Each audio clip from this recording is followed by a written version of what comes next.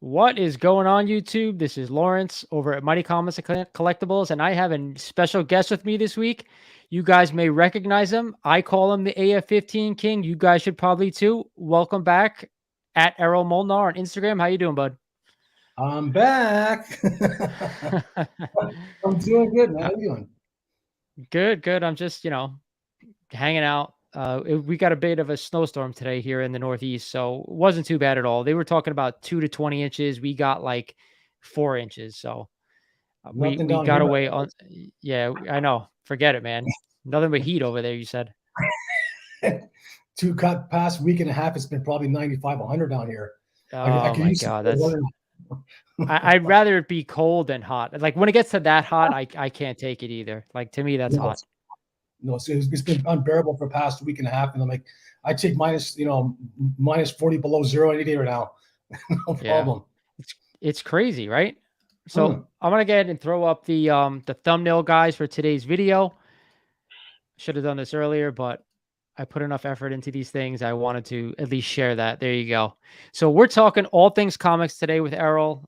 If you guys haven't checked out the last show we did, we did it about 3 weeks ago. It's up on the channel. If you guys check it out, we talked about how he became to be known as the AF15 King. We talked about a bunch of the books that he has in his collection, how he got them. And we're going to go into that more today about basically how we're going to acquire some of these grill pieces in this day and age. So hopefully Errol can shed some light on how he does it, because it's not always being in the right place at the right time that does help, but he's going to show us today how he would do it in this market. And I think that's extremely important. And, now in today's, the way the comic market is, wouldn't you say? Yeah, there's a lot of people today in the market. You're seeing a lot of YouTube footage of a lot of people like speculation picking, and it's to me wise. I think it's like steering people in the wrong path of what to buy, what to look for, because there's so many books in the Silver Age and Bronze Age that still haven't even been touched yet, or still very much undervalued. Where these are key issues, and a lot of these books that are basically being told to buy right now, I wouldn't touch them right now. They're just being brought up by speculation and hype, just because of money Yeah. wise. Where if that's what you're going to be after, then you're going after the wrong books. If you want to do this, for financial reasons, I Yeah. won't do that.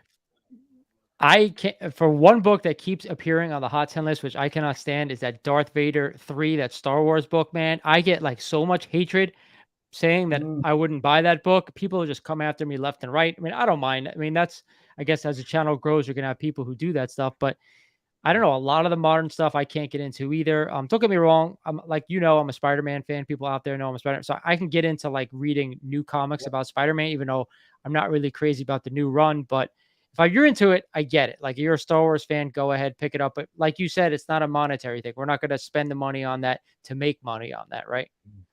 No, like, don't get me wrong. There's different generations for how the people want to collect, and in a sympathetic way, I feel sorry to some degree. Where yeah, these bigger key books are being gobbled up and being hoarded in people's collections wise, where the market's going higher and higher because of the monetary value and speculation of movies and stuff like that, which is fine. Like, it's the bonus of what you do as being a collector. But too many books that are being plucked out, as far as like these modern books, like is New Avengers #1 or things like that, where you have Kate Bishop and stuff like that. Those are great. Those are great characters, but as far as like longevity wise, you don't know how long they're going to last. As far as like how much further they can keep going into, because they're new. They're not something that's basically as far as like vintage, where I usually monitor to pick up books from like 30 years or 40 years old that really have been established as far as like foundation of keys. These are the books that are basically are piggybacking these other little books into the next generation wise. But like I said, there's a lot of books that are still out there that people are still neglecting to pick up. Why they're not doing it, I don't know why. But what happens is when they don't pick them up, they'll start complaining about years later why they didn't pick them up, because they weren't the hot issue that they were. It's just like anything. They're Do you key have issues. Yeah. do you have some examples to show us today? We won't get into it yet, but do you have some stuff that you would like to show us today about people are missing out on? Yeah, I got a few issues here. I'm just gonna show us a few little books here that still, like, when I picked them up like ages ago. Like I said, they're cheap back when I picked them up, because I just had the eye from what to look to gravitate to, because that was back in the day of these were like the books of the foundation of, like, say, the 70s or even 60s. So the first one here I have this one here, Iron Fist 14. This one you can still get it no problem in mid grades or even very fine for still under 1,000. This book has Dude, got yeah, so that's a 7.0, I think is going for like around $500 right now. yeah, like this one I got, I think it's like very fine plus. I got it for back, like I said, ages ago, back in 2011, 12 for like $100. I just picked it out of the Comic Con when I was there, like, ages ago. Same thing like this one here. I did the same thing. I picked up this one here. This is, it's a speculation book, but still not when it was like, say, 6, 7 years ago when I picked it up. It was the first Warlock in the Cocoon. I actually just sold my copy about a couple months ago. I still have like a reader copy, but I thought Yeah. it was a good time to sell that one. But yeah, like again, those are a lot of people. I mean, Adam Warlock now, in my opinion, should be heating up. It heated up for maybe about 3 months. Now it's cooled off a bit. So Yeah. definitely books to pick up. Yeah, like for me, was like when you pick them up early, like if you pick them up at the right time, I say, I don't like always keep saying like you'll make money, you make money out of it. Yeah, you'll make money out of it, but the thing is, like if you're buying it like what I'm buying it, I just want it for my collection wise. Yeah, there's monetary value to it in the long term, but like I said, if you're just constantly gravitating toward what's going to be the next big book to make me money, then if you're thinking about that way, then you might as well just go to a bank and get a loan and get an AF15 if that's all you're thinking about as far as these Yeah. high dollar amounts. Same thing with this one here. First Giant Man. I remember I could vaguely remember this book. It's a higher grade. I picked it up for $70. Like back in the day where it just sat there. I just gravitate towards things where it's a no-brainer key. Same thing with this one here. First Origin of Black Panther. I believe that's actually it's also I didn't know this either until I got the book. I believe it's the first appearance of what's it called? The special I'm losing my train of thought right now. What the hell is it? That's This the suit that he's made out of. Oh, adamantium, yeah. No, not sorry, adamantium. Vibranium, yeah, vibranium. Yeah, One? yeah. Yeah, vibranium. I think yeah, I think that's the first vibranium. Yeah, like books like these ones here, they're still under the radar. They're just still sitting out there where people aren't picking them up because they're still gravitating towards what's the hot 10 of the week, what's the hot 10 of the month. It's like these are just still sitting there, like they're still unbound treasures where it's just they're affordable. Why? I don't know why they're not getting hotter to the point of they're just sitting there. Like you could get these books still for $300-400. That's nothing. But if you're going to spend $400 in these modern books and think that they have the potential to make, say, $2,000, $3,000, $4,000, that's very high risky. I wouldn't even play that game. Same thing with this one here. First Gwen Stacy. That's one of my favorites. My only issue with that book is that, like, while I love the book, great cover, double first appearance, Harry Osborn and Gwen Stacy. Yeah. I don't know if we're ever going to see Gwen Stacy in a live action movie unless it's a Spider-Gwen movie. That's the only thing. If we but don't, great book nonetheless. It is. If we don't, who cares? Is she still a classic character? That's still, still part of the, the whole Spider-Man realm. Even with X-Men, you get the Sentinels. You know what I mean? Like stuff like this is still out there, is still attainable. Like these are beautiful books. Yeah. That book has gone up a ton. About like 8 months ago, I picked up a raw copy off from an A1 Comics live sale for like $60. It's like a $700 book now. It's insane. Yeah. You look, because when I was watching the X-Men animated series back in the 90s, and you look at these books that are still in these long boxes or bins, or you go to these conventions, or you go online, or however you want to find them, they're still attainable. They're like the keystone of all these characters. Like say for the X-Men, the Sentinels they're part of the whole storyline. If you want to collect the whole storyline, might as well put it into your collection wise. Or for me, the way I look at it, I go that they're still attainable. Well, why not? One day it could happen where these lower grades, obviously, they've got to a certain point where they're getting so higher and higher now. And then some people go, well, I should have bought it years ago. Well, if you're a fan of it, why didn't you? But all of a sudden, whenever there's something that's going hot, then they gravitate towards it. That's the issue. If it's all about the issue of money gravitating towards, like I said, you might as well just get something, these big blue chip key books, pour as much money you can into it and hold on to it. But the problem is a lot of people trying to hoard certain books like that. I think a big issue is that a lot of new collectors out there who want to obtain these larger books, they don't know how to do it, right? So they gravitate to the new stuff, to the stuff that they think is going to go up in value and hold long term, but we know that it's really not. But I don't think they know how to go about getting that giant case. So hopefully we could talk a little bit about that. But before I get into that, first of all, I want to thank you not only for jumping on last time and this time, but you inspired me. You know about this, and I don't know if many of the viewers have seen the video I put out about the special newspaper clippings I got for the first year of the Spider-Man newspaper run. I was able to pick that up for like under $500 after we had our live stream, and we talked about the copies that you had, and I thought it was so awesome. I actually went out and found somebody that actually had a book that kept everything in a nice like album. It's actually unbelievable. If you guys haven't checked out that video, go ahead. It's only a couple of videos back. It's entitled "What's in the Box." It's got my face screaming. So check that out. But I wanted to share with you, I actually reached out to the seller to say, listen, this is unbelievable. And I wanted to share with you in the community what he wrote back. It is in two parts, but I want to read it to you guys. Okay, I'm going to put it on the screen for you too. So bear with me. All right. I can't even see this stupid thing. Hold on. It says, thanks, Lawrence, for the encouraging words. I'm delighted that you genuinely appreciate the commitment and subsequent work that was necessary to complete the project. I began collecting comic books at age 7 in 1958. The superhero books are my favorite. As a youngster, I would walk the half a mile to the corner drugstore and buy as many as I could off the rack. Back then, they were 10 cents. In the summer of 1962, Amazing Fantasy 15 caught my eye, and I bought it. I was hooked on the Spider-Man. I bought every one of them as they came out, and after reading them, stacked them in a corner of my bedroom. After college, I went into the Army and pretty much stopped buying them. In 1976, after leaving the service, I was taking a walk around Kent State University's campus and stumbled upon a comic book convention. I visited every booth and saw many of the old comics I had hanging up on display with insane price tags on them. I went to a payphone and called my mom, and I said, please tell me you haven't thrown out my comic books.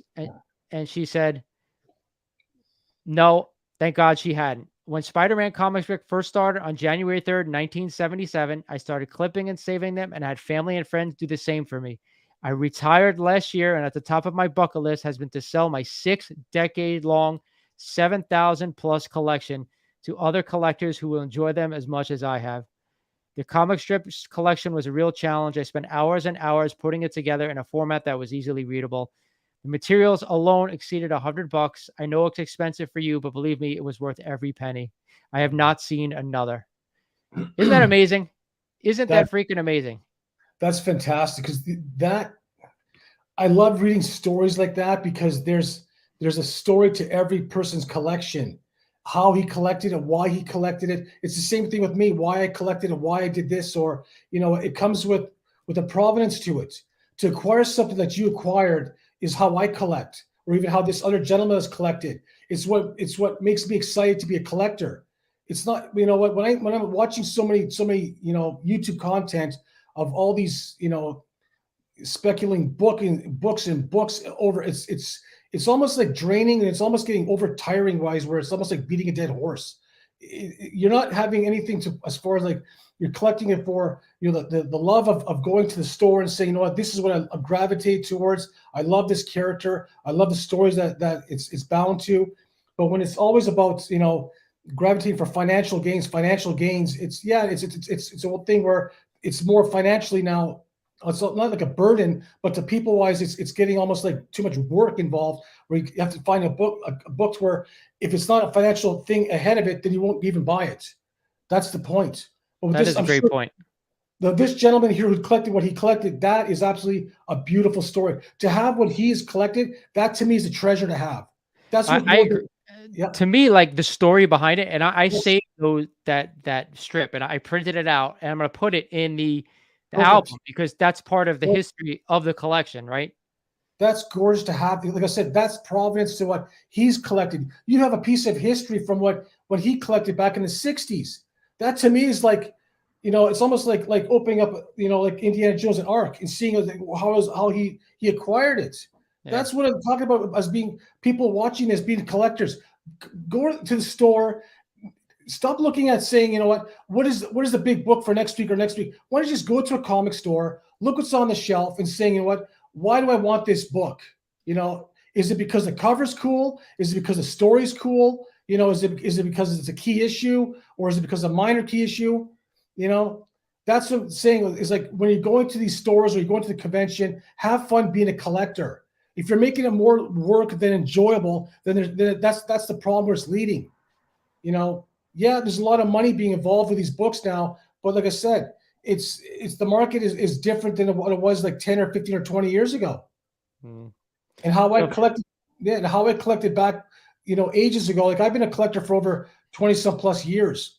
It was never about when I started collecting wise, where, you know, I'd be saying, you know, how much is this going to be worth in 20 years down the road? It would never even cross my mind. I just love collecting it. I agree with you, bud. And so for you guys out there seeing the pictures I'm throwing in the background, these are some of Errol's books he's had over the past. And I wanted to show this the last time, but it totally skipped my mind because we had such a great conversation. But this is why they call him the AF15, guys. So you saw the first one, you saw the signed copy there, and I'm going to show you one more, which is, I always say, the money book. Well, here you go, the money book. This is actually incredible. So a 2.0 sign by stand, a 2.5 sign by stand, a 2.5. I don't know if the one next to it is another 2.5. It just says 0.5 there, which I know it's not. 3.0 and then a big boy. So one was a 5.0, but I had 5 more that couldn't fit on the bed. So this is just like 6 at the time, but I had 11. I couldn't fit them on the bed, so I just spread them all out. And when I stood back to take a picture of it, I kind of looked back and I said, "Man, that's impressive." I said, I said to myself, that is amazing. I'm not gonna lie. That's probably one of the best pictures I've seen, and I've seen some great ones. This is right up there with you some know, of the best. I So I'm just gonna jump again. yeah, I was going to jump in the chat and just say hello to a couple of people that are here. Athletic Style says, I like seeing another gym guy who collects comics. So there you go. yes. And Desired Comic, what's up, gents? How you doing, Nigel? Thanks for joining the chat. That's it. So let's get into, I think that the main thing that we want to talk about today is basically to a new collector, to a regular collector, to somebody who's been doing this for years. How do we get the big boys this day and age? Obviously, if you have the money, you can just spend the money. If you have it, great. But what advice could we give some of the collectors out there who want to obtain a big book? I would say do this like it's kind of hard today with where the market is as far as like say Hulk 1, Fantastic Four 1, Spider-Man 1, AF15s, all these books rolled up into one. It's getting harder to acquire them individually now into a collection. Like it's going to be monetarily wise exhausting even in your wallet if you go that route, unless you have X amount of funds in your account to do it. But another way is what I do is, like I said, you let the hobby fund itself. You find what you have in your collection. For me, wise, when I collected what I've collected, they're key issues. I don't gravitate towards filler books, or if I want to like this. And don't get me wrong, there's nothing wrong with having these filler books if your collection is what you want to say, have 1 to say 200 or 300. That's totally fine. That's just not the way I collect. I just collect ways where I left key issues because they're key moments of historic events. That's what drives me to be a collector. So whenever I have these books in my collection, and always make a judgment of saying, okay, you know what? I've collected so many of these books. I've had them for so long. You know what? Now it's time to maybe say, you know what? I could part with say maybe 10 or 15 or 20 of these books and say put it towards the Hulk 1, because then you start adding up how much value these books have. And if there's a lot of demand for these books that you have in your collection, there's no reason why you can't actually acquire something from using what you have to push it up. Now, don't get me wrong. They're nice to have all these bigger books in your collection, but if you want that one special book that means more to you than these say 20, 30, or 40 books you have, or even 10 books, depending on what value they have to them, that's where I always weigh my thing up against. Do I want to have this more, or do I want to have these other ones books more? I'm always looking at something that's got a more special attention to value-wise than say 10 more books or 15, or to me wise as a collector wise, you always change your style of habits as far as a collector over the years. Like for me wise, when I started collecting all my books back 15, 20 years ago, I've amassed so much in my long boxes. I look inside them today and I could go, you know what? Yeah, I could pull up probably another 2 more A15s if I want to. Just pull them all out. All these key issues. For me wise, I might even do that. And I say to myself, well, why not? You know, it's not like me losing something. It's me gaining something in the end where I want something more. So if you're willing to sacrifice what you have in your collection to get that one special book, then do it. I tell you So right now. that's Yeah, the thing. Like a lot of people aren't willing to let go what they have already. you have to. I find that some of the stuff too is hard. Like you see all the stuff I have behind me. No, Those are stuff you have. all, It's smaller, beautiful. amazing Spider-Man keys. But to me, like it was important for me to have Mhm. every major Spider-Man villain, every Sure. major Spider-Man key up to 300. Hmm. Because that's what I wanted. That was important to me. I don't have to have everything. It was important to me to have an AF15. I do have one, but I wouldn't Hmm. sacrifice those books because I love them for another AF15 because I have one. Because it's not about money. It's about having all the important characters that I grew up loving. So if you're Yeah. not super attached to something, like you said, Mhm. trade them, sell them, pull them out, get what you can, and you can afford that big book if you want to. Yeah, because the way I look at your collection, you got a beautiful collection. Like, don't get me wrong, like that's what most people dream of having. You know, the collection you've amassed it. You know, I praise you for what you did. You know what? That's what makes us happy. For me, I've had X amount of so many books where I've had one, two, three, four, all the major big keys of Spider-Man. But then when an opportunity approached me saying, "Would you use these books for this big book?" Now, I've had those books for so many years. I've had them. I've enjoyed them. I'm not emotionally attached to the point of, I can't let them go until I die. I don't want to be that kind of a person. But for me, wise, I've enjoyed them. I can say I've had them. But then if I took them what I've had and amassed it to something that's even more grander and the grand of scales, then I'll take that chance all the way to the bank. I'll do that, no problem. That's just how I think. I'm just looking at a grander, higher scale of what means more to me. It's great, as I said, going to say one footpath after another, after another, after another, and then getting to a certain point where now that path can lead you to something else where it's almost like the Wizard of Oz. You go to the final destination and you're right there. Now, would you take all that you have to get that one big thing at the end of the road, or you know what, or just call it quits? There's got to So be yeah. go ahead, finish. Go ahead, no finish. Yeah, there's got to be a kind of point where we, as being a collector, you kind of slow down to saying, you know what, I've had so much of these books. What more do I need to make myself more happy as a collector? Like I look at myself in 2022 now, I was thinking that I've had so much of these books. I've been graced and blessed to have these big key books, AF15s, this one big one, three books I have still in my collection, 760 and a 2.5. I leave these books to the point of saying, you know what, I've gone to the end of the road. You know what? I can be appreciated to see what I've acquired. I can't go to myself, well, I've hit the big whale books now, so why should I keep going for these little minnow books? Are they going to make me more happy still? That's what you have to keep on looking at yourself on the grand scale things of going, you know what? It'll make me more happy if I get these little more books still. It has to be a point of you cut yourself up and saying, you know what? Now enough is enough. I've got to this point where now I can basically enjoy what I've collected. Because like I said, a lot of people who are collecting today, I sympathize with them. There's so many books out there that's gone sky high. If I was to be a new collector today, like I said, I work to see get that one book that means the most. It's almost like watching the Christmas Story with Ralphie. He wanted that one item. You know what I mean? That Yeah, BB BB gun he gun. wanted. That's how I feel inside as a collector. You go for that one book or that one special item that you want and just gravitate towards it because that will make you the most happiest of all. Not having say 50 or 60 or 100 or 300 books because you can't enjoy them all as if you have only one special item. You can't appreciate them all. That's The how I look at it. the one thing I will say this, like for those just coming into the market that want to collect these huge books, but don't have a collection that they can pair off and say, I want to sell these keys. I'm going to Mhm. trade these keys to acquire. Let's say they're starting fresh. My suggestion would be, and this is how I did it because I came back to the hobby like 4 years ago. You got to I just bought just. one I bought one book. I bought Mhm. one book and I said Mhm. to myself, all right, I gave myself a dollar limit. I said, all right, I'm going to spend $1,000. I say $1,000 or under. I'm going to spend one book, buy one book, Mhm. having a good eye, taking that book, it appreciated over time. All right, now I'm going to take that book. I'm going to sell it to somebody else and take the profits and put it into a bigger book. Take that $1,000 book, and now all of a sudden, I'm going to take that 1,700 or 1,500 and buy a 1,700 to 1,500 dollar book, and keep doing the thing over and over and over.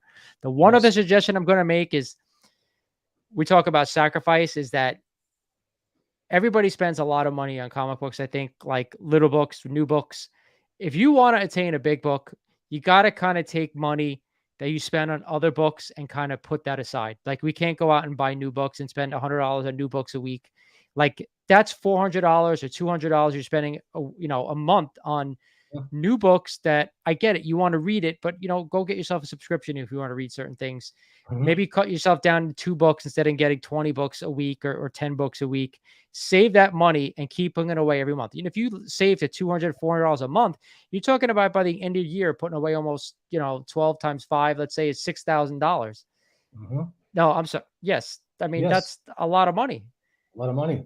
I don't Yeah. do I that. mean, I don't do that. Like now, I refuse to put any money into the market out of my own wallet now. I've looked back into my collection, looked back to my short boxes, long boxes, and I got plenty of them. I'm even trying going, I got to cut these back down because I have too many of them. I don't want to have these like just stacked up to the point where, yeah, I can use some of these books I have for these bigger scale books. I go, well, why not? I'm in a position to do that. So if someone else is like going, if it's harder for you to part with them, then the thing is like, don't gravitate towards that bigger book that you want, because with everything else you have to sacrifice to some point where, like I said, the market is totally different today. It's not like I said how it was 10 years ago or 15 years ago. Like I said, I was fortunate to get into the market where these books at the time, they were expensive, but not like as far as today where you can get a 2.0 AF15 now all of a sudden it's costing $40,000. Like if I was to go into the market now and look at these books for 40 grand, I'd be like going, wow, it's like, this is going to cost me like, almost, pretty much a year's salary and then some to get one book. It's hard to put that money out to do that unless you got some massive savings on the side to do that. Or like I said, you have like what I do, take what you have in your collection. You want that massive key book because AF15, it's only going to go up higher and higher every single year. It's one of those grail books where it's comparable to Action 1 and Detective 27. I can't say that enough.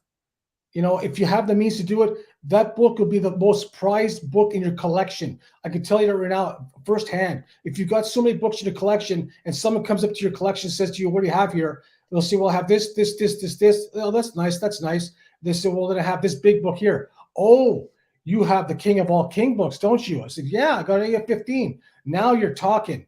That's like a book that cannot be overpassed by any other book unless it's Action 1 or Detective 27 or Captain America #1 or it's one of those books where it stands up on the top of the mantle. That book can't be surpassed. That's what I'm talking about as an eye-opener book. Like you can walk into a Comic-Con all day long and say, you know what? I have this one book in my briefcase, and someone's saying, well, what book is it? Open it up, and I'll bet you right now, 9 times out of 10, someone's going to say, wow, now that's a book. for anybody out there who doesn't have right now, that they don't think they have the ability to get one of these larger keys, please don't get discouraged. Like Oh, don't. it takes time. It It takes does. time, right? It takes a To lot be of self-control. It takes a lot of everything to be able to obtain one of these books. You can't just whip out the money out of your pocket nowadays and say, here's 50 grand, go spend it. Like, cause that's insane, right? It is because Um, if you could do what I do, use the hobby to fund itself, where you're actually like with AF15, it's gotten more and more popular. It's being it's being more recognized now as the big book next to Superman and Batman. Why it wasn't back 10 years ago, I don't know. I just saw something in that book where a lot of people just walk by it. I looked at the AF15 back in, like I said, in 2011, 12. I'm going, this is a special book here. Why it's not worth 10,000 or 15,000 for a lower grade is beyond me. And the book at that time was 50 years old.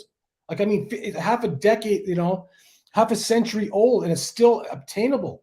Now all of a 20, sudden, yeah. okay. I was going to say 20 years ago, or maybe just under 20 years ago, you could have had a 2.5 AF15 for $4,000. So now a 2.5 is worth upwards of $50,000. Yeah, like I said, I was seeing these books that even a 1.0 was going for 1,400. I'm like looking at these books. I'm going, these books are grossly undervalued. I said for Action 1, Detective 27, and then AF50. I'm like going, why is this book is still undervalued? That's when I looked. That's when I had a light bulb went off and saying, you know what, get that book, gravitate to that book because you know what, I love Spider-Man. I grew up with the character as a kid growing up, watching the TV shows, the animated shows and stuff like that. When I actually saw the book was still obtainable, I just kept on grabbing more and more and more just to see, you know what, I have one of the best characters, of my generation, of everybody else's, probably much as far as like any kind of superhero goes. And just to have it, like I said, today wise, where a lot of people are collecting wise, don't get discouraged on maybe not be able to get it or something. Just work and work and work it to get it to a point where use what you have in your collection if you have those means. But if you don't, you know what? It goes to say how much can you afford to put into it or how much you can. But if you have the means to put it from your collection towards these books, then I say go for it. Because this is a very special book to own. And I tell you now, every time I've opened a box that I had AF15 inside, it's like me opening up another Holy Grail, another one. It's, to me, wise, like I said, I've been very blessed to acquire so many of them, you know, more so than probably 10 or 15 people roll up in one. But I just, like I said, I was just the person gravitating towards it because I saw this book is very special. That's why they call you the king, brother. Yeah. You know, like I said, I've had like 16 copies up until the 3 that I hold now. Like I'll be honest, I could have held 11, 12 copies right now and not done these trades over the years, you know, and say call it a day and not have any other books to collect. That wouldn't have bothered me either. But then when I started collecting these other AF15s over and over and start trading them over and just, you know, try to go like almost like piggybacking where I go from one grade and a higher grade and a higher grade, that was my main objection because I wanted a nice higher grade looking copy. And that was the only way for me to do it. Because every single time the book went up in value, my leverage went up higher. So I just used that book to buy another higher, or even trade for another higher grade book. That's just how I did it. If you're not willing to sacrifice what you have in your collection, it's one thing where you become emotionally attached to these books, but you can't be in the same time because you know you're not going to hold on to these books and die with them. Enjoy them, love them as long as you can. You know what? And if it comes time to like say you have to part with say 50 books and make a decision of I want that one big king book I want in my collection, then I can tell you now you won't go wrong with it. Let me ask you a question. What do you think the best avenue to do is for somebody who has a lot of comic books to trade up or to sell? Like, what's the best avenue to kind of take that step? Say, all right, I want to take the books that I have, roll them into one big book. Is it selling? Is it trading? Is it selling to who? Like, what's your advice when it comes to that? I say trading wise was pretty much my get go because in order for me to sell something, it's going to take a lot more work and then more work. And then if this book is not going to be selling to a certain point where if I got too much competition on the market, now if you go into the market, like say Comic Link or you go into eBay, you're going to see like say, you know, ASM, you know, 129 First Punisher, you'll have loads of them on there. I don't want to have competition where, you know, if the market goes higher and all of a sudden I got to put my book with competing with 15, 20 other guys here, the chances of me having to sell my book for what they're asking for it'll be almost like 0%. So if I find somebody in the market where if they're a dealer, which I've got many friends who are dealers in the market for the past over 10 years now, I've met a lot of good dealers who I'm friends with, who I correspond with, who I trade with, because the books I give them, they're big key books and they could always be sold to them. No matter what, the book has to be desirable in order for someone to make sure that this book is in the right hands for them to sell. If I got something that's a filler book and I got like say 10 of them, and someone's got like say a Hulk 1 low grade, they're not going to want my books because they can't sell it. There's no profit. There's no profit margin. They'll be working there so much hard to get that book sold. They'll say it's not worth my time. But if you're willing to get it, yeah.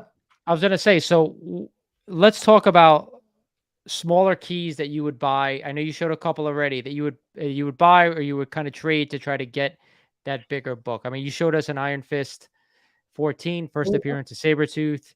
Yeah. We saw first Gwen Stacy, Harry Osborn. Any other books that you think are good value for trades right now towards bigger books? I have a list right here. I'll just go down them really quickly if you got some time. Yeah, I got time. These are the books I put together. You've got Spider-Man 121, Death of Gwen Stacy. You got Spider-Man 122, Death of Green Goblin. You got ASM 30, the first Gwen Stacy I just showed. You have number 31, the classic cover between Peter Parker, basically under all that rubble. That one's a classic cover. You got Tales of Suspense 48. That's the first Iron Man armor from Steve Ditko, classic cover. You got Tales of Suspense 58, a classic Captain America versus Iron Man cover. And it's the second appearance of Kraven the Hunter. That book is still undervalued. It's still out there, but people aren't gravitating towards it. Why they're not doing it, I don't know. Because they're looking at so many books that are newer on the market where they're trying to get this quick flip and then think that they can take that quick flip and make it something else. Well, These books are still under the radar and still no one's picking them up. I don't know why they're not doing it. These are just these books I'm showing here now. They are more valuable than what people are gravitating towards today.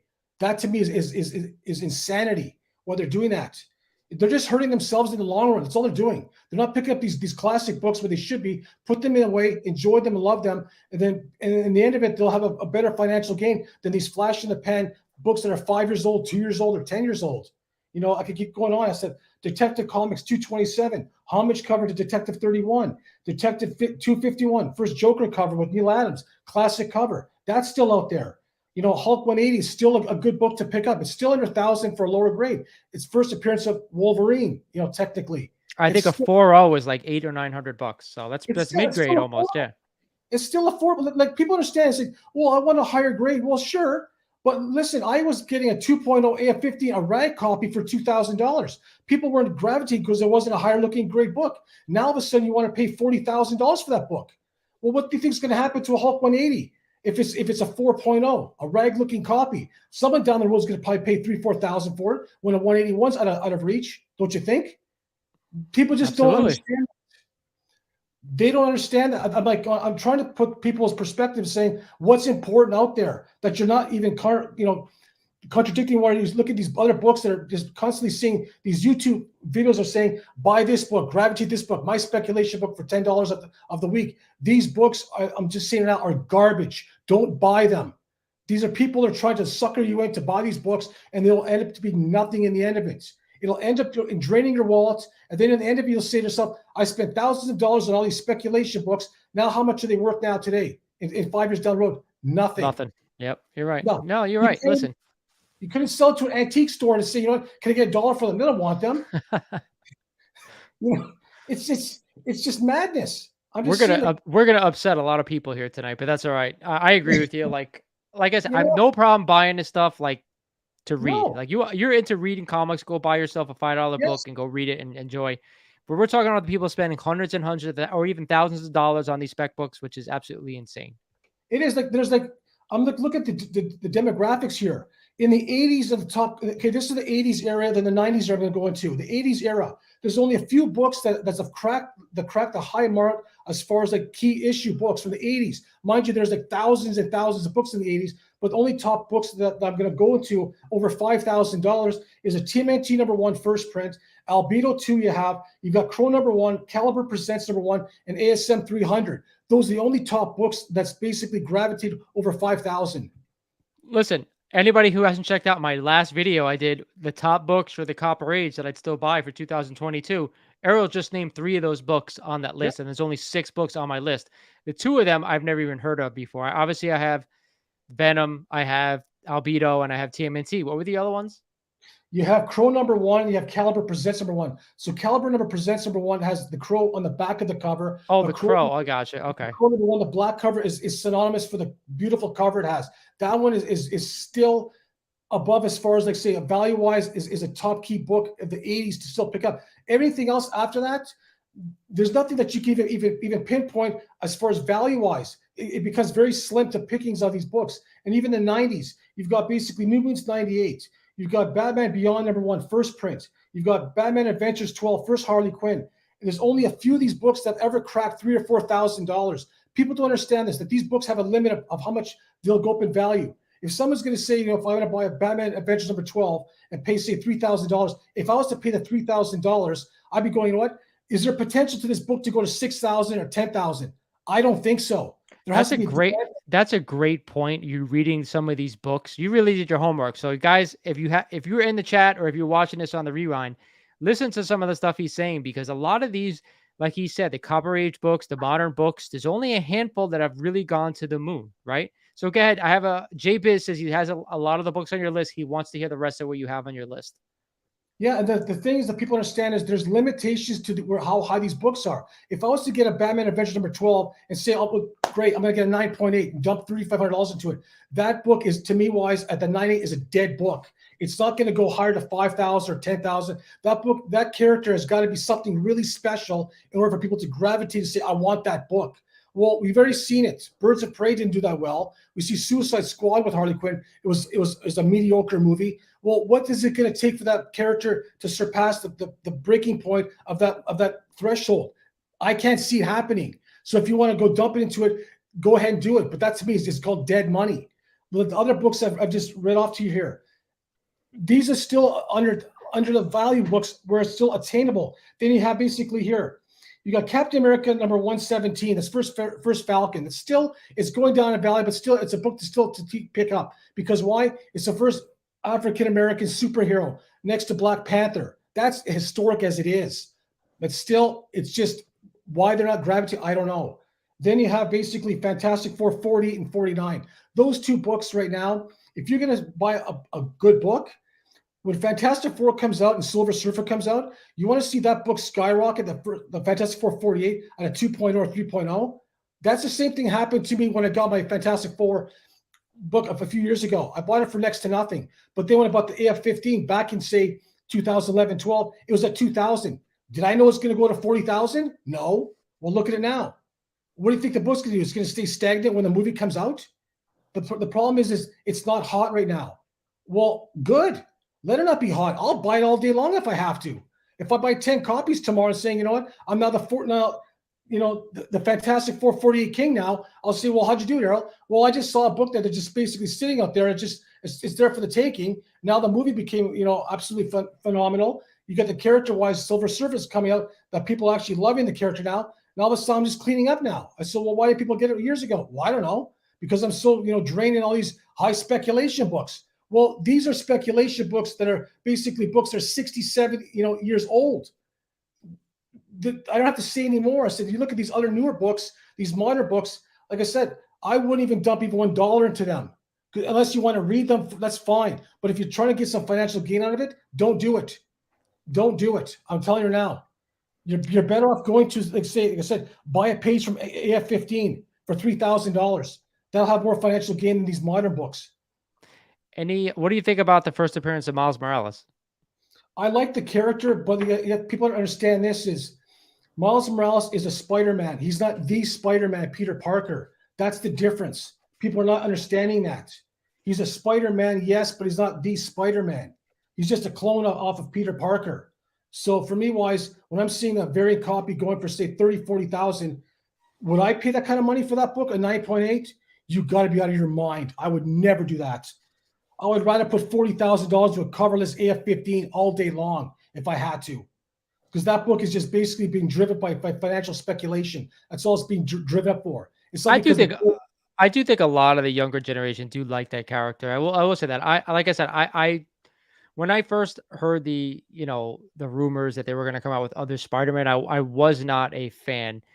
Mm-hmm. But now that he's upon us and he's been out for a while, I understand some of the love affair with the character. There's a lot of people out there who resonate with him. So I think that's totally fine. But I think you're right for the fact that I don't think it'll ever be able to be, Amazing Fantasy 15, Ultimate Fallout 4. People don't understand this is when you're looking at the character-wise Ultimate Fallout 4, the regular print, there's how many copies out there printed over, I think it's like 85 or 87,000 copies. Now demographics on it, I think it's like 40 or 50% of them are all 9.8s. Now, put it this way. You've got the movie coming out, let's say a live action movie. Now, all of a sudden, you've got, say, hypothetically, 10,000 people out there. They got 2 copies each of a 9.8. Now, all of a sudden, a character comes out, let's say, on a live action, threshold. Now, all of a sudden, the internet gets just bombarded on eBay. You've got all these copies are on there now. People are asking for, say, $10,000, $15,000, $20,000 for these books. And every single one of these books are all the same price. You think someone's going to buy it? I don't think so. I disagree, Miles. Supply and demand. If the demand is there, it will keep going up for JR. But if the price goes too high, people will start backing off on the book. If it goes too high, there's a threshold to it. That's the problem. There's a huge threshold to it. Like I said, if you look at demographics on these other books from the 80s and 90s, now one of these books have passed over $4,000 or $5,000. Now, if this book goes over $5,000 or $10,000 for a regular copy, I'm telling you now, it's going to be absolute like lunacy wise, where you have the over flooding and over saturation in the market. Like I said, I got copies of this too in my collection. Don't get me wrong, I like the character, but I'm not going to be banking on him making say $10,000 or 15,000 for 9.8. I'm not going to say, well, it could happen. Well, sure, it could probably, maybe possibly happen. But like I said, when so many copies are out there and people are dumping on the market, like I said, you don't have a whole market of AF15s 2.0s being dumped on the market now. They say 10 copies at a time because you're not seeing it now. But if you got overflooding, oversaturation of one book that's going to the market, that's the problem. You have too much oversaturation. Yeah, there's a demand for it, but how much the demand is, who's going to be paying this much money for it? If I could Well, go, yeah. I think a 9.8 right now, a regular copy, regular cover, not signed, is going for about um 20, yeah, 2,800, just under $3,000. So he'll follow up that and says, "How do you explain 181? Plenty of copies." And before you speak, this was my concern. Jar, if you haven't gone back and watched the last time me and Errol spoke, it was a couple weeks back. I asked him the same question. There are so many copies of 181 out there, and that was my fear, is that this book is going to the moon. We're talking about like a 885 copy going for about 10 grand right now. So I agree. I thought maybe this year that book was going to take a turn backwards. You know, what Errol told me, and I kind of understand that, is that there's a pecking order, right? The pecking order is, we talked about Action 1, we talk about Tech 27, then AF15, and the next one in that pecking order is 181. It's not Ultimate Fallout 4. So I'm going to let you go ahead. After I add that, you go ahead and say your piece on that. Yeah, like with 181, yeah, there's over 100, say 150,000 copies, but it's the demand for that character, Wolverine. We've seen Wolverine in the movies. We've seen him the character-wise since the 70s. Since the 70s, that book is, as a 25-cent book, has been gaining steam, even in the 70s. Not like Miles Morales has, like, mind you, at that pace, but the character alone has been historic as it is. Like, Miles Morales is basically a clone of Peter Parker as a Spider-Man. If there was no Spider-Man out there, then I say, you know what, Miles Morales, that's a great character, a Spider-Man person. But we know it's based from Peter Parker. That's what I'm saying. It's a great character. It's just, like I said, yeah. You know, it's a rebooted character from basically, you know what, one of the greatest characters of our time, Spider-Man.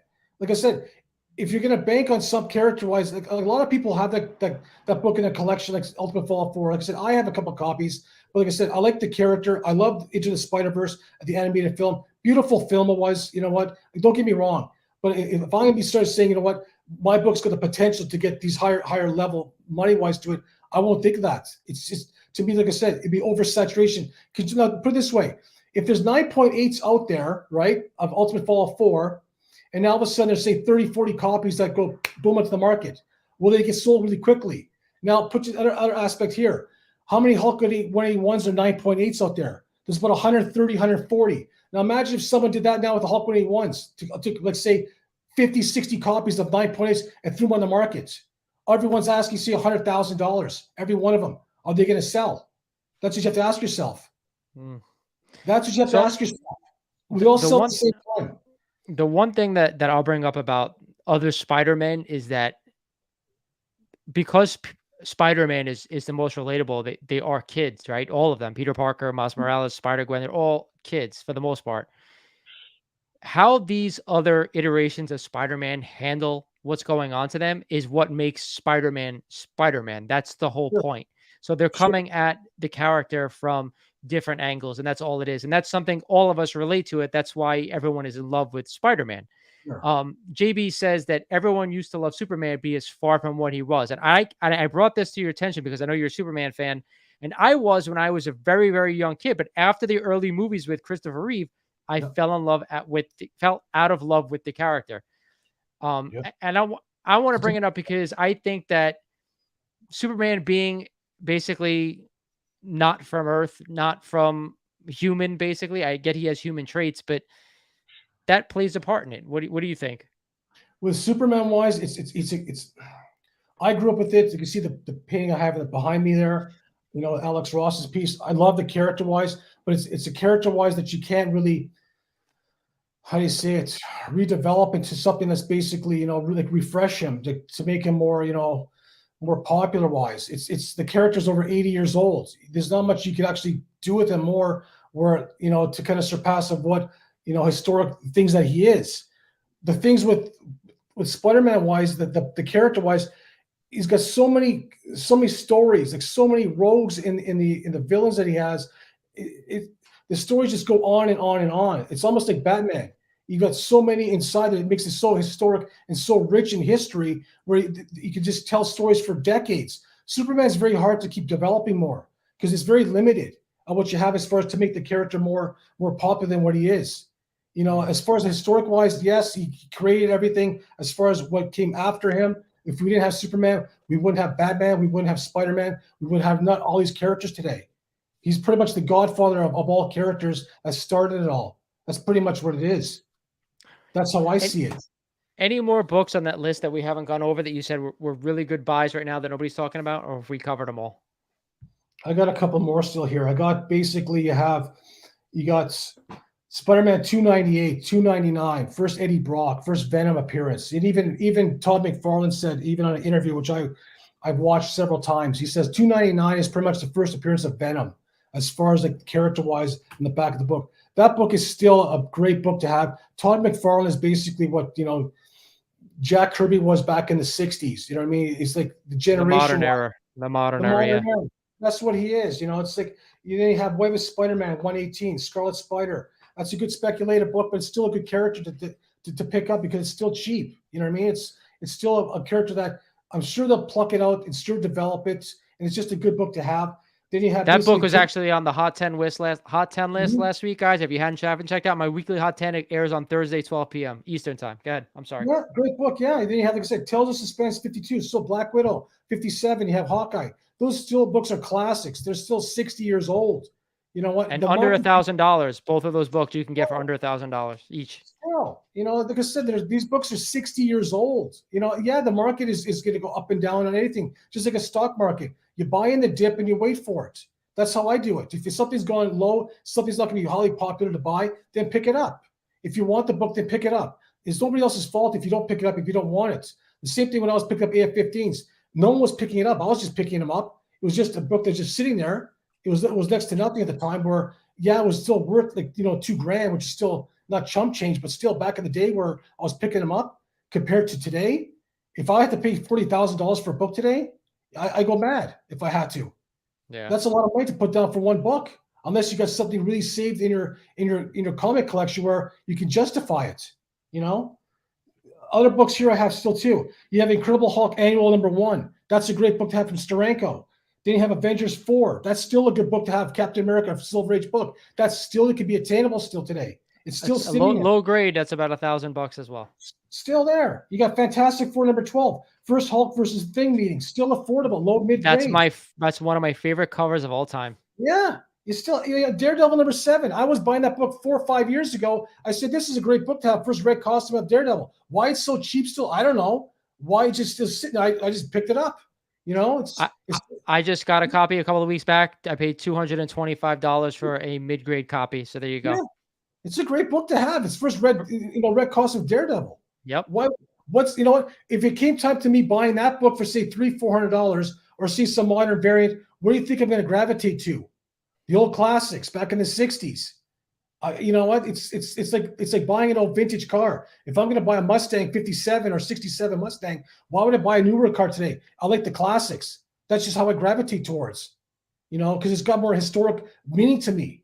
Yeah, the new books are, as far as like a car, would be beautiful to have, sure. But when you buy something that's basically out there, that's more like an antique, where it's like, you know, something that's got some, you know, historic events to it.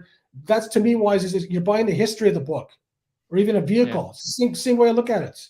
You know, then you also have ASM 50, First Kingpin. That book has been so undervalued for ages. You know, I was buying that book for like $200-300 back, like say 3-4 years ago. I'm like going, why is this book so cheap still? It's a classic. Yep. First Kingpin. The cover is absolutely phenomenal. You know, we need a cover. Yeah, it's still affordable. Yep.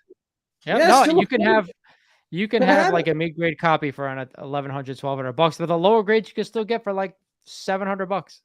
Yeah, my first copy, I paid $200-300 for it. It went up to $4,000, and I'm going, wow! I said, I'm surprised. I said, it wasn't like that years ago, but you know, there we are. You know, that's just the saying. If like I say, if you find these books, all these books I'm mentioning here, they're still out there. Like I said, why they're not gravitating towards them, I don't know why. Because I said they're not on the hot 10 list, or not on a hot monthly list, or like I said, I'm not, I can't make $200 or $500 on the flip on it. Buy the book and hold on to it long term. That's Yeah. that's what I can suggest. Just hold it long term. You enjoy the books you have. If it goes up in value, great. You made a good investment. But don't start looking for investments saying, what is the potential? What is the potential? I go, well, they all have the potential. I can't predict on what they're going to become in the next 2 years or 1 year. I couldn't predict an AF15 to be worth over $4,000 or $5,000 for a 7.0 now when I bought for $300. I bought these like years ago. You can't predict it. I don't have a crystal ball to say this is what you should get. I'm just suggesting that these books I'm saying today here, these are books to hit because I have these books in my collection because they're beautiful books to have still. Just enjoy them.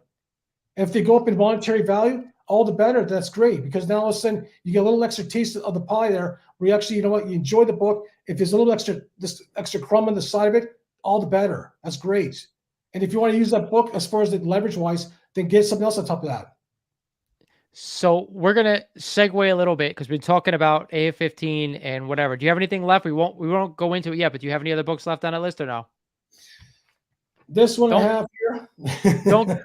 don't show anything more. We're gonna segue, take a little bit of a break because we've almost been on an hour. So what we're gonna do right now is we're gonna go over the 2,000 subscriber giveaway prizes. What I'm gonna give away for the 2,000 subscriber. We're about 6 subscribers away, believe it or not. So That's awesome. hopefully by the end of the weekend, we're going to hit it. But if you guys don't know, Errol was kind enough to send me a few books from his own personal collection for the giveaway. And he said there's a couple of amazing things that he sent me. And I have the package right here. I haven't opened it. We're going to open it together live tonight. But I also wanted to put together some stuff from my own collection. I don't have anything major to give away, but I have a few smaller keys that I'm going to be adding to what Errol gave me to send off to one lucky winner. And I will be doing a formal announcement once we hit that 2,000 mark. But for right now, I'm going to show you guys what I have. And that is a copy of Strange Tales, number 178. I believe this is the first Warlock in his own run when he starts in the Strange Tales run. So this is a nice key issue. A highly undervalued spec right now that nobody is talking about. But I believe in Shazam number 2, we're going to see the character of the Worm. And that is, of course, this is a copy of Shazam number 2. And this is his first appearance. So again, you can still have this book for like $20, really cheap. Again, nice small key issue. The second appearance of Deadpool right here. The first appearance of Stormbreaker right here for all you Infinity War and Thor lovers. First appearance of Stormbreaker. Another hot book, minor key, is the first time the Hulk and the She-Hulk battle one each other. That's good. A nice, inexpensive key. A copy of Scarlet Witch number 1, which I thought was a cool book because I never knew anything existed. But this is a really high grade one, so I figured I'd throw this one in. And a copy of Punisher Warzone, and I am a huge Punisher fan. Number 1, signed by John Romita Jr. So I didn't want to go crazy because Errol, I know, sent some crazy stuff. So when we get to like 5,000, we'll do something insane. I know my last giveaway, I gave away a first appearance of Darkseid. So smaller keys. I'll give him a little bit of AF15, 5,000. No, just kidding. Yeah, hey, that's somebody on the last live stream said, "Are you giving away an AF15?" I think it was Matt who said that. But I think it was Matt. Like I said, yeah, it was right. Yeah. So right here we have all the way from Australia. The books that Errol sent. So let me kind of clear some room. We're going to unbox this together, okay? Again, I want to thank you for doing this. You did not have to do it. Like I said, I want to get back to the community-wise. I love everybody out here as far as, being a comic collector. Because like I said, I always found like myself as being an outsider, as being a so-called comic collector, where it wasn't the in thing back like ages ago, where I'm like going, is there anybody else out there like myself who actually collect books and, just to share my experience of why I collected, why I love collecting it. And when I see on YouTube, like your channel or anyone else's channel there, it's nice to see that we're actually a good group of people that enjoy what we collect. I agree. This is a fun hobby. I got my youngest stepson into it. He's not as into it as I am. He's only 10, but he has got a great collection for a 10-year-old. I will say that. Yeah. But love this hobby. It's one thing that occupies my day where I love collecting. I love being surrounded by it. It's just where, you know, I was brought up with it when I was a kid.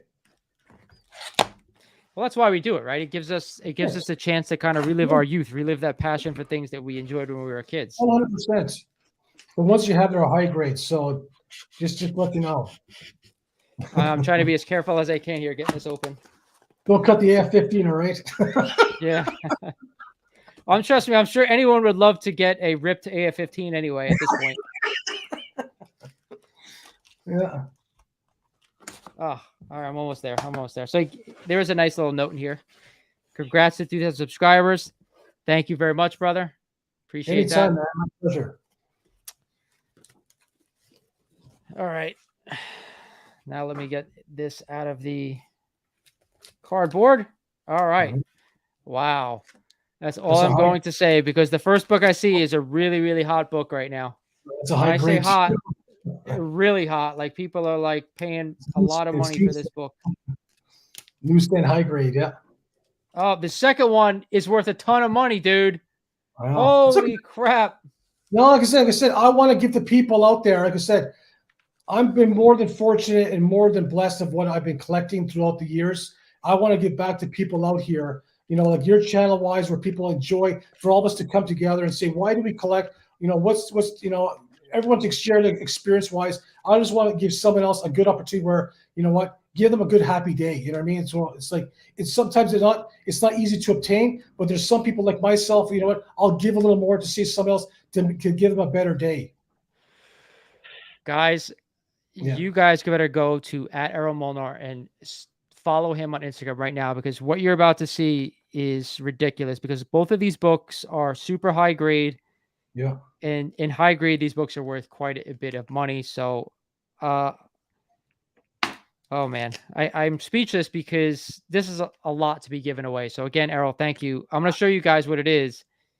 It is a copy of She-Hulk #1, the first appearance of the She-Hulk. And if you guys ever don't know, in high grade, this book has really gotten up there in price. I don't know. That was almost unread, that book. It was almost like when the pages I was opening. It looks perfect just from the cover, guys. I haven't opened it. I'm not going to open it, but you're talking about 9.6, 9.8 potential. It's possible. Yeah. It's beautiful. This is a shit ton of money, and I don't mean to curse, but the next one, I know I've seen this book sell for $1,000 in high grade. That was high grade. And it is. That's my point. Yeah. It is a copy. I didn't even take it off the cardboard yet because I'm scared, but it is a copy of X-Men #129, the first Kitty Pryde in high grade. And this book is a lot of money, guys, in high grade. This book is a book that's gone up over the past year a ton with the speculation of X-Men coming to the MCU. So it's a newsstand as well. I didn't even notice that. I'm not a newsstand collector. Both of them are newsstands. Yes. Yo, guys, the one lucky winner of this 2,000 subscriber contest, whoever it is that wins, I want you to go ahead and thank Errol when you get these books, because this is not normal stuff that people give away on YouTube channels, right? There are guys out there who are tens of thousands giving away stuff that doesn't even compare to this. So everyone on my channel, I want you to go ahead and tell Errol a big thank you for even just donating this stuff. I'm going to have to fly to Australia and take you out for like a steak dinner at least at some point. That'll probably be, that'll be just as equal as these books right here, just to fly there, fly back, and have dinner. Like I said, I wanted to give someone out there, that subscribers out there. Like I said, I've been watching this channel for a while. I love the content that you put out there. You're honest, your reviews or what you do as far as like your feedback on is this book that you would buy, or this a book that you would sell, or would you keep? Your honest reviews means more to me as far as a viewer, to say, you know what, this guy's honest of what he's picking, instead of someone to basically go say, this is the book that you have to get, this is the book that you should be getting. You know what? You don't do that, which to me wise, this is a real channel where people could come together and say, you know what, is this a book that I should get? Or what do you think of this book here? Like, you know, should I have the FOMO for this book? Well, this is the reason why I love this channel, because you tell the books of what you should get to, why I would buy it, or if I wouldn't want to buy it, because you're honest as far as like as a collector. Not somebody out there is saying, you know what, this is the book to get because to get me more views and more views and more views. To just generate the more, that's just basically on a false like that. That's why for this channel here, you're being honest with people to say, this is the books that you should look at. You know what, on my honest opinion, that's exactly why I love this channel.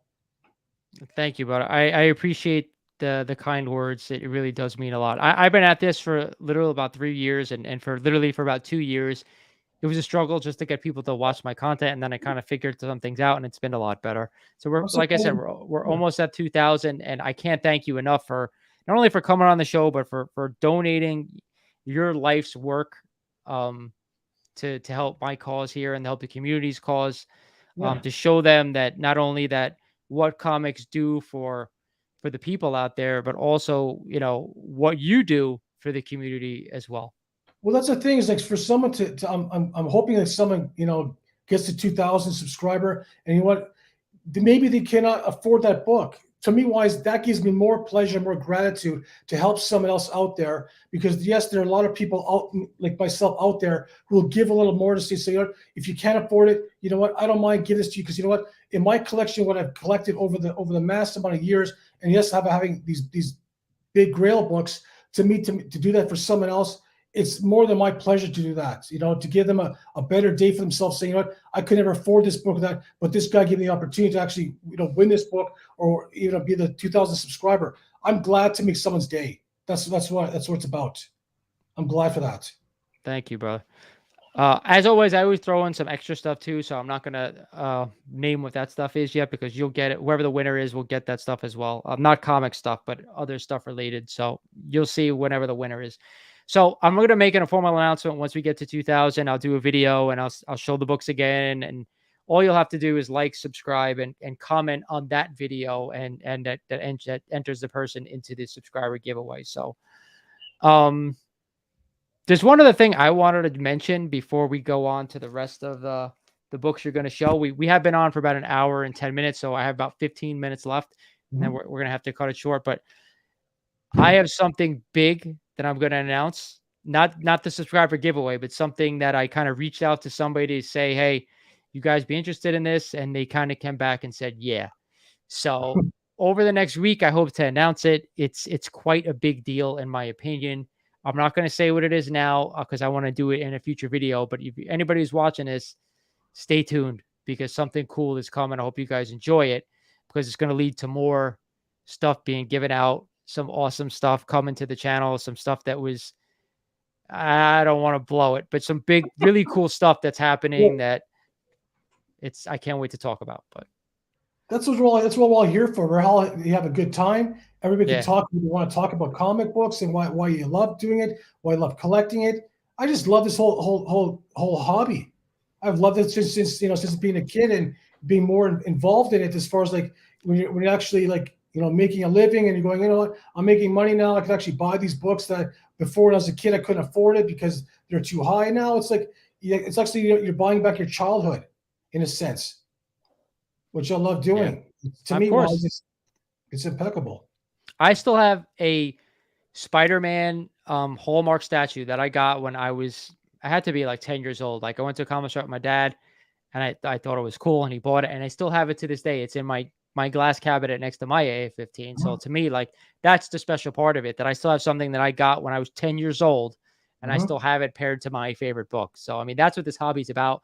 It's about Yeah, remembering all the good stuff that you had when you were a kid, an adult, teenage life, whenever it was. It brings you back to something that you enjoy. sure. Like I remember a time when it was a Saturday morning. I went to this one comic store, and all of a sudden I walked inside, and there's a guy I used to go see every Saturday for years. And then he goes, "I got something special in my collection for you to see, Earl." And I say, "What is it?" And he goes, "Watch this." He goes into his briefcase. He brought to the comic store because he's one of the owners there. And he goes, "I'll show you this book." And I go, "What is it?" And he goes, clicked open the briefcase. He had Batman #3 inside. Now, Oh, me going, I never seen a Golden Age book, like 15, 20 years ago at the time. And I'm going, wow. I said, that's the #3 you got there. He goes, yeah. He goes, I don't have the #1, but this #3 goes, it's not too bad. He goes, no, man, that all those early, golden age, Batman, Superman's, actions, they're crazily priced. Yeah, because Really worth a lot of money. I remember back in 1997. I never forgot. I told my mom, I said at the time, when I was a lot younger, I said to her, I said, Mom, can you give me like $5,000? And she goes, what do you need $5,000 for? And she goes, well, that's kind of a lot of money. What do you need for? I said, well, I want to buy a comic book. And she goes, a comic book? Are you out of your mind? I go, no. She goes, what kind of comic book is it? I said, Superman #1. And she goes, are you out of your mind? I told her like about a couple months ago, I said to her, the book that I was looking at back in 1997? She goes, yeah. Well, that book would have been over $300,000 today. Oh my God. She probably almost fainted, I bet. It's funny you said that about parents, because about a year and a half ago, I was into heavily collecting like I am now. And my dad had said, oh, I need to kind of I didn't want to put money in the market. And I said, what do you want to do with it? I said, why don't you buy a comic book? He's like, well, I don't know, whatever. I said, if you want, give me a chunk of change and I'll buy a book for you. And then when the time is right, we'll sell it. So I bought him a Incredible Hulk number 181 in a 7.5 Nice. for $3,000. Nice. And then like an idiot, I sold it a year later for $4,000. Oh. So that book right now, guys, if you don't know, is probably about $7,500, $8,000. So I sold it a little too soon, got a little, greedy, and took his money and said, here's. He was happy. He made 25% on his money, but still, where that book is now, I felt kind of stupid. But that's why comics are. If you have a good eye, comics are still a good investment even the prices now. You just got to find the right ones to do it. Silver Age comic books are better than money right now, in my personal view. Way better than money. If you got money tied up into something, as far as like, say, extra money. I told one of my good friends, he lives in Florida. I told him like 10 years ago, I said to him, yeah, extra money that you have in your account that you could part with? He goes, sure. He goes, what book should I get? I said, get an AF15. He goes, are you sure? I said, yeah. I said, I would stake my life against it. I said to him, take your 5,000 that you have and put it towards this book. I will not steer you wrong. Ever since I gave that advice to him, he picked up 2-3 extra copies on top of that. He used the money for his business. I think it was a few years ago to location would move. He couldn't thank me enough. I said to him, I would never steer wrong. I said, what would I think, what I would put my own money to for someone else not to do the same thing. But if you got a little bit of money extra tied around and say that you could actually part with, not have to say, you know what, I'm not going to hurt if I lose this money, but if it's a little extra that you have on the side, then put it towards something where it's like a stock. But comics are better than stocks to me because you have more fun with it. You can look at it, you can appreciate it, you can put it onto your shelf. You know what I mean? You can say, you know what, this is actual first appearance of so-and-so, Yeah. That to me, like you just said something that I don't. I think I should say something to the community out there. Like, to me, I'm not the collector that can just buy books, put them in my short boxes, long boxes, just looking on once in a while. As you can see behind me, like I like to come in here. I like to look at my books, and you only see what's behind me. I have a raw wall here. I have cabinets here with books in it. So like, I like that stuff. Like to me, this is my escape to come in here and remember like every story I read, remember all that stuff. So to me, if you guys have books and you don't get some of the enjoyment you think you're getting out of it, if you have room in your place of wherever you are, and you're not going to get them ruined by putting them up, I will say that because that is important. Put some on the wall. Surround yourself with them. It does make a difference. Their artwork, basically, like I said, their artwork in a case or even in your, in your Mylar if you have to. Just put them, display them nicely. Take care of them, and it's nice to keep looking at them. Where it's like, you know what, it gives you enjoyment. That's what it's all about. Yeah. You collect it because you enjoy it, because it gives you some meaning to it. And for me, if I didn't be a hobbyist in this collecting world, I'd be kind of like lost in some ways where it's like, yeah, you go to work and you come home and you do this or whatever it is. But for me to get lost in almost in a sense where you look at the books that you find online or you actually acquire them, it actually gives you some sense of enjoyment where, life's not always about having to work. I think 9 to 5, they go home and, have some little bit of diversity in your life wise. For me wise, I like I said, I was brought up in it as a kid growing up. I went back like to my friend's house 2 blocks away. He had comic books in his basement. I went down there and I was just having the time of my life and just looking at all these amazing books he had. And lo and behold, I became a part of it my whole life where, I became a collector and the rest is history. That's what it's about, man. So this comment's for you. I freaking love this man. Truly loves his books. So there you go. Thanks, All man. I right, appreciate it. we have 2 minutes. Anything else you want out there? Tell the community before we hang up. Yeah, just like I said, buy in the community wise where I know it's just discouraging when you see these prices of these high end books going for astronomical prices. And like I said, I really sympathize with the collectors who want to get into the market and buy it where it might hurt them financially wise. And I don't want them to do that because it's not worth it in the long run. Because in the end of it, it is just a book. And I know to some degree it does give you some meaning if you have it, but if you don't, like I said, I can't afford Action 1 and I can't afford Detective 27, but because they don't have it in my collection doesn't make my collection less meaningful. But if you can afford like something where you can take something from your collection and actually put it towards something like, say, a low grade AF15, if you have that means, then go and do it. Like I said, there's only a certain amount of books that can only go on top of a Grail level or on a pedestal where it surpasses other books. And if that book is that book that you want, I say go for it. If it gives you more enjoyment, you know what? It's priceless to that point. That's what I would suggest doing. If there's a means to do it, there's always a means. Like I said, I did what I did mine for trading and upgrading, trading and upgrading. I did it for the past 10 years. I did a lot of hustling and a lot of legwork, and it was all for labor of love to do what I do. It doesn't come overnight, but I just took my time and just gracefully went with the ages. And by the time I got to where I got to, you know, I made to that finish line. So it's, to me, wise, anybody can do it. It just takes work. If you're willing to put the time and sacrifice and work into it, anyone can do it.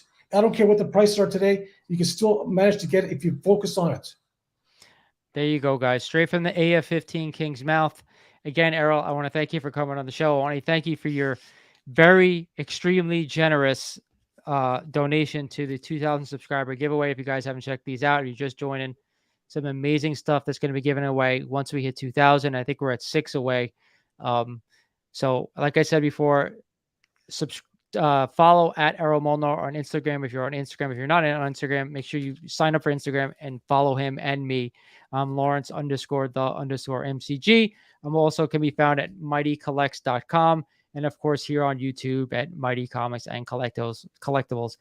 Thank you, Errol. Again, man, I can't really thank you enough for everything you brought to this channel, you know, in general, not just the YouTube content, but, you know, you guys don't know, me and him talk like literally every other day on Instagram, always, you know, commenting on our stuff, saying this and that, blah, blah, blah. So we're always chatting. So again, thank you so much for hopping on and for everything you've done. Man. I really appreciate it. I appreciate it. Like I said, you know, this channel is all for everyone who's watching here, who's a collector. If you're a collector and you love the books, watch this channel because it's got great content. It's honest content. The feedback wise, where, you know what, if you want to jump in and say, you know what, this is why I collect, you know, this, what's, you know, how do you approach as far as what books to get? I'm always more than happy to help somebody out. That's what we're all here for. That's what the community is all about, helping each other acquire what you want to acquire, because if it gives me joy, it gives me pleasure to help someone else out in the long term. All right, bud. Again, we're going to end this right now, but again, thank you again for popping on. Don't go anywhere because me and you will chat in a second, but this is Lawrence and the AF15 King saying thank you for watching, and we'll talk to you guys soon.